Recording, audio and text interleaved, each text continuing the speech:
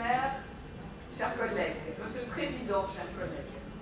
Suite donc de l'épisode précédent, après le compte administratif 2014, la semaine dernière, le budget supplémentaire 2015. Et là, la réalité de la métropole nous rattrape.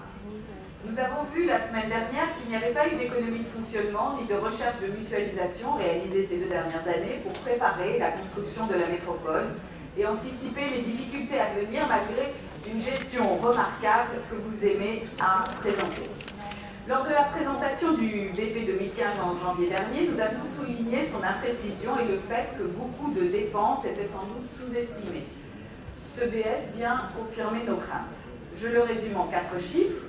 Des dépenses de fonctionnement en hausse de 122 millions d'euros par rapport au BP et des recettes en hausse de 29 millions qui ne composent pas cette hausse, même s'il y aura quelques régularisations à venir par des remboursements en provenance du département du Rhône.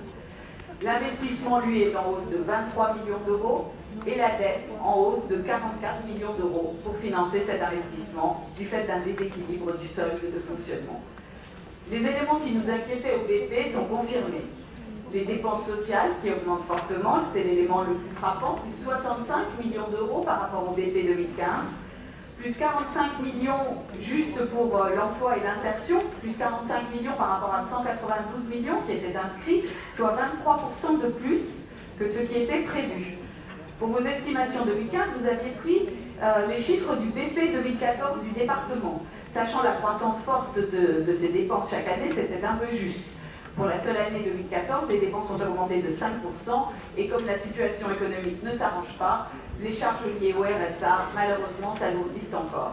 Mais c'était assez prévisible. On constate également une hausse de plus de 9 millions d'euros pour les personnes âgées, plus 7,3% par rapport au BP, une hausse de plus de 10 millions d'euros pour les personnes handicapées, plus 5,6% par rapport au BP, avec, je le rappelle, des recettes supplémentaires de 14 millions pour ces programmes qui augmentent au total de 65 millions. Donc plus 65 avec seulement plus 14 millions de recettes. De manière générale, les dépenses ont été sous-estimées. Pour la culture, elles augmentent de 18% par rapport au BP. Et l'annonce de la poursuite des engagements du département en matière de grands équipements culturels, qui, pour la plupart, sont liés par des conventions pluriannuelles, pouvaient être envisagées dès le BP. Des petits travaux également, ça et là, sur le périmètre du département l'an dernier, la voirie, l'entretien des bâtiments, des ouvrages d'art, même des dotations au collège, l'acquisition de véhicules, nous dit-on, pour les services de la voirie départementale qui sont, paraît-il, obsolètes. À se demander si le département n'a pas freiné un certain nombre de dépenses en 2014, sachant qu'elles seraient prises en compte par la métropole l'année suivante. S'ajoutent à cela des coûts supplémentaires pour la métropole. 2 exemples. Les immeubles menaçant ruine. On voit ici le paradoxe de payer les communes pour une tâche qu'elles effectuaient auparavant à leur charge, que la métropole devrait désormais assumer, mais qu'elle n'est pas en mesure de faire. C'est assez complexe. Plus 0,3 millions d'euros budgétés et surtout plus 1 million d'euros de provisions sur ce sujet. Le fonctionnement de l'institution également. La masse salariale augmente de 5 millions d'euros, principalement pour l'intégration des agents du département.